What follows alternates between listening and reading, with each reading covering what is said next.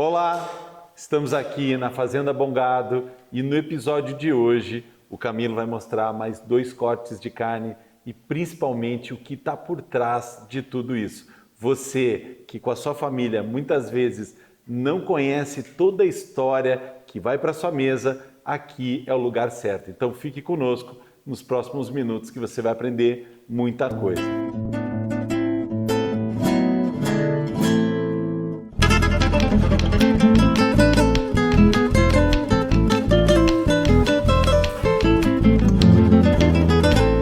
Camilo, quais são os cortes de hoje? Hoje a gente vai fazer uma prova gastronômica comparativa. Hoje a gente tem o Tomahawk ou o Prime Rib, né? Aqui ele está no formato de Prime Rib, que ele está com o osso pelado, né? Esse daqui é um corte que sai do lombo, do entrecô, né? E aqui a gente tem o Short Rib, que ele sai do acém. Eles no boi eles são colados. É um depois do outro, né? Então a prova gastronômica, vamos comparar o short rib que sai do acém e o prime rib que sai do entrecô. Bacana. E lembrando que a gente está sempre com o Christian, que vai fazer a comida hoje. Aí sim, e tudo isso tem, obviamente, no Armazém Bom Gado. Aqui na Fazenda a gente está focando nas carnes, mas ao longo dos programas, você está vendo, a gente está apresentando desde o sal aos legumes, as bebidas, tudo que o Armazém Bom Gado tem para a sua mesa e sempre de maneira leve, divertida, descomplicada, para que você possa fazer tal e qual você vê aqui, poder fazer junto com a sua família. Camilo, até chegar aqui tem um caminho longo acontecendo, né? Principalmente na alimentação do gado, e isso vocês cuidam com zelo.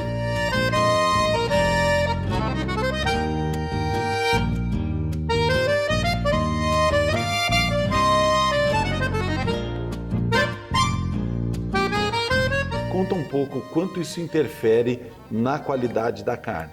A pastagem, para nós, o que a gente chama do grass feed, né? Trazer o americanizado um pouco, nossos animais eles são criados a pasto durante toda a vida, né? A gente chega na fazenda novos ainda, na volta dos 200 quilos, 6 meses, entre 6 e 8 meses de idade, e eles são alimentados a pasto, 80%, 90% a pasto, até ali a entrada na fase de terminação, onde que a gente aumenta a suplementação um pouco para poder dar o famoso marmoreio.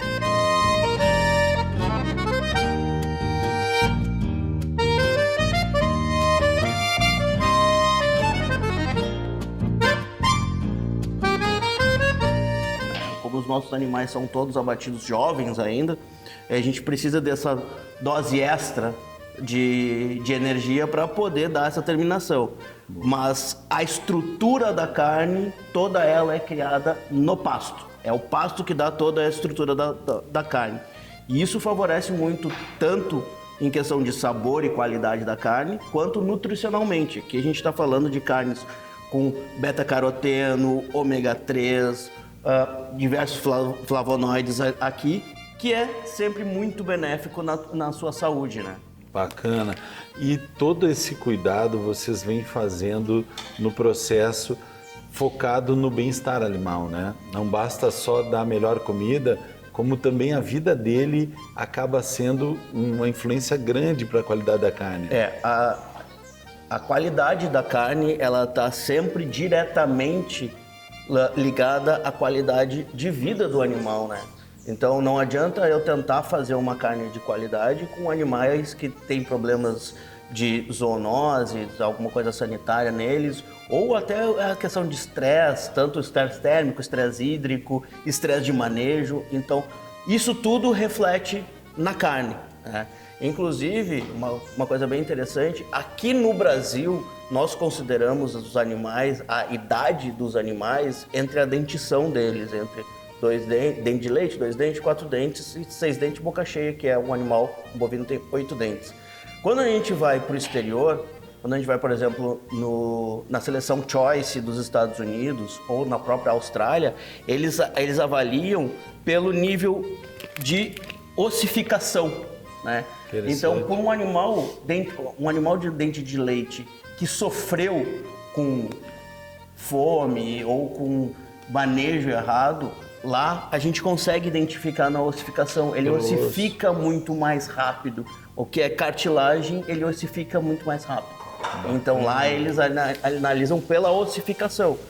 Nós do Armazém Bongados, nós usamos os dois. Os nossos animais são abatidos entre entre dente de leite e 2 dentes, porque é uma idade que a gente acredita que já tem uma estrutura de carne adequada para uma carne de qualidade. Né? Já deu sabor, já deu nutrição.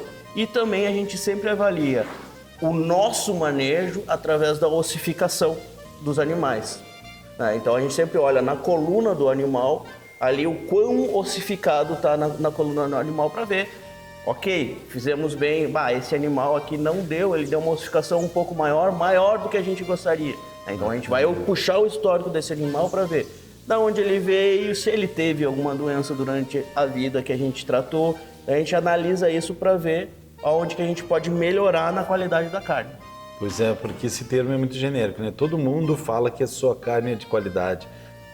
Praticamente nunca vai entrar no açougue onde o cara vai dizer a minha carne é ruim, né? É verdade. E nesse mercado onde todo mundo fala que é de qualidade, quais são as dicas que tu tem para que a pessoa realmente bata o olho e perceba que essa carne é de qualidade? E dentro do Armazém Bongado vocês têm, né, especialistas que ajudam a pessoa a orientar, né? Tanto para o amador quanto para o assador já de nível hardcore, né? Aquele cara que sabe tudo de tudo. Quais são as dicas básicas e quais são as sacadas para o cara que já está acostumado a assar? Isso é muito bom. Assim, dentro do Armazém Bongado, a gente tem o seu Luiz, que é o nosso mestre de carnes, e ele tem toda a capacidade de orientação de mostrar uma carne de qualidade, né? Mas carne de qualidade a gente constrói nível a nível, né?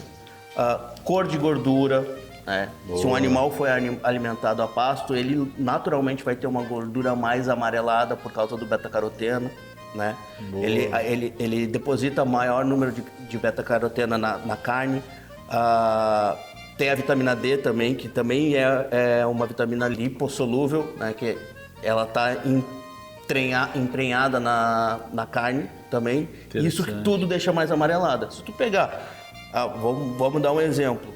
Se tu pegar uma carne de um animal que foi criado 100% a grão, né, que foi terminado 100% a grão, que tu olhar a carne dele, tu vai ver uma gordura bem branca, uma carne menos avermelhada, com mais esbranquiçada, e quando tu assar ela, tu vai ver que ela tem menos intensidade de sabor. E aqui a gente não está falando de bom ou ruim, a gente está falando só de características. Perfeito. Tem gente que gosta de uma carne. Se tu pegar um chefe de cozinha, um chefe de cozinha de alto padrão, muitas vezes eles preferem o grão. Por quê? Porque o grão, ele te dá uma padronização melhor e ele te dá menos intensidade de sabor. Então ele consegue controlar nos pratos dele melhor o tempero, né? Então ele consegue dar mais padrão no tempero. Já se tu for para um restaurante, um chefe de cozinha de churrasco, ele vai querer o sabor da carne.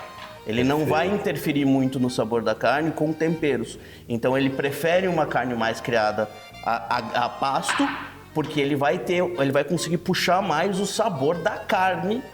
Daí vai interferir se ele estiver colocando um molho. Por isso que a gente olha muito molhos de carne, tipo de churrasco, tipo chimichurri, esses molhos que são muito mais à base de óleo e algumas especiarias mais inteiras, né? Agora, quando tu vai para uma carne mais a grão, aí tu vai pegar um molho madeira, um molho branco, algum molho mais intenso para poder dar mais sabor para aquela carne que ela, infelizmente, perdeu o sabor na alimentação dos animais. Tchê, baita dica, e já vamos deixar essa dica pro Cris. Deixa os temperos para os legumes e a carne deixa no sabor da carne que... Um dos mitos é salga antes a carne, de botar no fogo, durante o processo, ou depois em cima da mesa, né?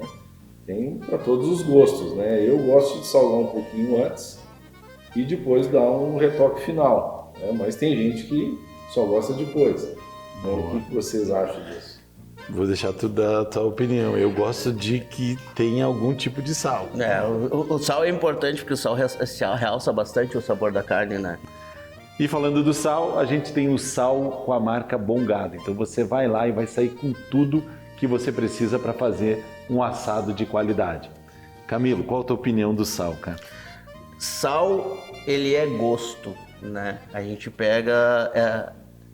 Tem gente que gosta de salgar antes, tem gente que gosta de salgar depois.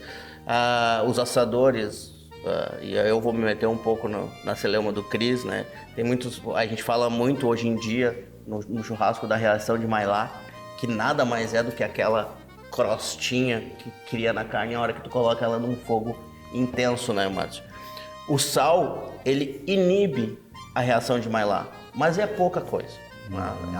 Claro, se tu salgar que nem o tradicional gaúcho e for fazer com sal grosso e tudo mais, e tentar fazer na grelha, ele não vai fazer. Por quê? Porque o sal grosso ele é para peças grandes, ele é para peças que vão pro espeto, que vão ficar mais tempo no fogo, né?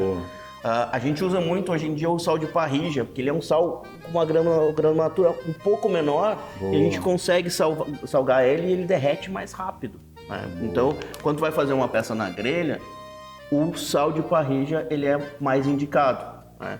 Mas, aí, claro, se tu vai fazer uma peça pequena daí é sal fino. Perfeito. Então, eu vi um chefe esses dias dizendo que o tamanho do grão do sal é proporcional ao tamanho da carne. Tu vai fazer uma carne grande, é fácil de entender. Sal grosso. Tu vai fazer uma carne média, sal de parrilla. Tu vai fazer um bifezinho, uma coisa menorzinha, sal fino. Bacana. Pô, essa dica para dona de casa que provavelmente as nossas avós já sabiam disso, né? Mas com certeza. Agora o conteúdo tá para todo mundo de qualquer geração. Tchê, tu tocasse num assunto importante. Quais são os erros, né? Às vezes a gente faz uma coisa porque está acostumado ou porque viu em algum lugar e acha que aquilo ali é o certo. Mas tem coisas técnicas na hora de escolher, de comprar a carne ou até mesmo de executar que são erros graves, né? Que pode ser que bote a perder todo o processo. Não adianta a fazenda cuidar de tudo e na hora de assar a pessoa errar ou na hora de escolher um corte para algum determinado jantar ou almoço. Quais são os erros que o ideal seria não cometer? É o que eu falo, sempre que o pessoal me pergunta a questão de qualidade de carne, da onde que vem, como é que se monta uma qualidade de carne, principalmente de bovinos, né? A qualidade nasce do ventre da vaca. A qualidade da carne que tu vai comer hoje aqui, ela começou a ser construída dentro do ventre da vaca. E ela vai sendo construída grão a grão ao longo da vida do animal, né? E ela só pode dizer o seguinte, conseguir entregar uma carne de qualidade na mesa do consumidor. Porque do ventre da vaca à mesa do consumidor, o número de variáveis que pode dar errado para estragar um processo de 2 anos, 2 anos e meio, até 3 anos, são muito grandes, né? Mas vamos lá. Primeira regra de qualidade que a gente tem que seguir, que o consumidor precisa se atentar, é o frio, né? Aqui a gente está com as carnes em cima da bancada, mas é porque o Cris já está se preparando para fazer, né? Então aqui a gente já não está mais comprometendo a qualidade da carne. Mas o frio, uma carne, depois do processo todo de industrialização, ela tem que ser mantida entre 4 e 7 graus para ela ser fresca. Importantíssimo. Ou não é todo lugar que tu encontra essa abaixo de 5 graus para ela ser congelada, né? Então, e se nesse meio tempo da vida da carne fresca, dos 4 aos 7 graus, ela perdeu o que a gente chama, perdeu o frio, ela passou, foi para lá para 10, 12 graus, ela começa a perder líquido. Para vocês verem aqui um exemplo, tá? Eu vou dar um exemplo aqui para vocês prático, tá? Aqui a gente tem uma carne que a gente trouxe do armazém ontem, né? Todo o cuidado, a gente embalou, o seu Luiz cortou, embalou no vácuo lá, todo o cuidado para manter o frio dela. Ela vem embalada a vácuo no... A gente faz o corte lá no armazém, embala ela a vácuo. Se o cliente não vai fazer ela em seguida, a gente embala ela a vácuo para o cliente. Mantém ela nos... A gente teve todo o cuidado para chegar até aqui e manter ela nos 4 a 7 graus, né? Tu vê, o nível de líquido que a gente encontra dentro da embalagem é muito pequeno. É muito pequeno por quê? Porque a gente manteve o frio dela. Então, aqui a gente teve o cuidado para manter o frio dela. Claro, agora ela já está aqui, ela já está criando um pouco de líquido dentro da embalagem, né? Esse líquido a gente chama exudato. Ele é, mas tecnicamente também não precisa, mas isso daqui indica que a embalagem manteve o frio durante toda a vida dela. Se tu chegar num estabelecimento, numa rede de supermercado, alguma coisa assim, forem comprar uma carne embalada a vácuo, preste atenção. Ela sempre vai soltar líquido, tá?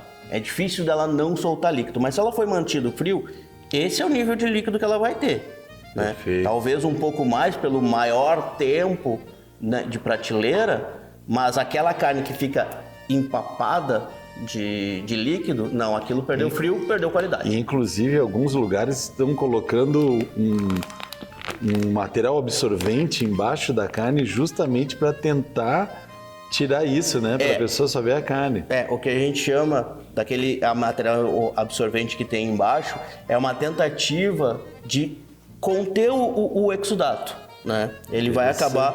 Ele é muito usado em bandejas, né? Nas bandejas, que daí a bandeja ela não é... Daí não tem vácuo, né? A bandeja ela acaba tendo contato com oxigênio, né? Então, aquilo lá eles usam para principalmente no autosserviço em coisas muito rápidas, né? Lá no armazém a gente não costuma... A gente tem o autosserviço, né? A gente tem as embaladas nas bandejas, só que a gente toma o cuidado de produzir o que a gente vai vender. Perfeito. Então a gente não estoca aquilo lá, a gente não tem estoque daquilo. Buenas, para não atrasar o churrasco de hoje, que em breve você já vai ver isso aqui pronto e a gente saboreando, entrego para o Cris, tá entregue. E a última pergunta desse episódio agora, antes da carne assada, é: Tchê, o gaúcho gosta, né, de personalizar, cada um tem o seu jeito de fazer o churrasco, bem como muitos gostam de fazer o seu corte, o seu jeito. É possível lá no Bom Gado? Márcio, o que acontece? Nós trabalhamos o boi como um todo, então a gente tem a customização completa do jeito que o cliente quer, da maneira que ele quer, né? E aqui eu vou dar um exemplo do próprio Cris, que quando a gente abriu a loja, ali o cliente foi um dos nossos primeiros clientes, ele virou assim para o Fabiano, que é o meu cunhado, que cuida do açougue lá, diz assim: Fabiano, eu vi na internet aquele steak grandão do americano, chama-se Capitão Steak, tu consegue fazer para mim? Não tem problema. A gente pegou uma coxa topo e fatiou ela inteira pro Cris fazer o famoso Capitão Steak, né? Me diz aí, como é que foi a experiência? Espetacular, né? É um corte difícil que nenhum açougue faz, é raro algum lugar fazer. E aí a gente tem a possibilidade de ter um atendimento de boutique, né? Praticamente, onde tu vai lá e seleciona ou traz alguma ideia e ele sempre revoluciona e coloca dentro do açougue. Então a gente está aqui com um cliente, assador, consumidor. Eu de fora já tive a oportunidade de ver que isso é 100% sob medida. Então não basta só você ser gaúcho, comprar de uma fazenda aqui do Rio Grande, você pode criar e bolar. Muito termo em inglês está surgindo e vocês lá já vão poder traduzir para a pessoa que é amadora e que nem sabe muitos nomes novos, e cada vez mais tem novidades, né? E você encontra várias novidades lá, você vai ficar também aprendendo e podendo inovar junto com a tua família. Em breve agora a gente volta com os cortes de hoje prontos. Fique conosco.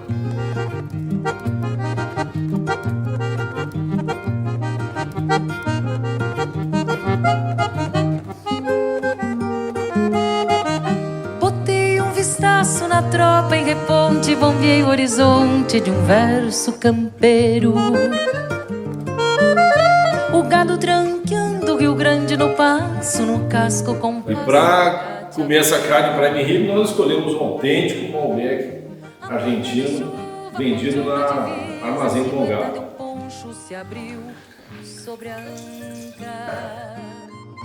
E lá como eu, uma garça solita figura no céu, uma cruz de asas brancas. Eu trago uma pátria no par das esporas, templadas de estrelas colhidas no sul. E outra rangindo por sobre a carona, firmando o sustento de um bom paisando. Por léguas de estrada no aboio do gado, o tempo bem sabe que eu tenho fronteira. E os ventos guapeiam no meu campo-mar, galpão. Vamos experimentar o primeiro pedaço. Posso comer o primeiro? Bah, se o pessoal pudesse sentir desde o aroma. Bah. Posso limpar a mão na camisa? Pode. Muito bom.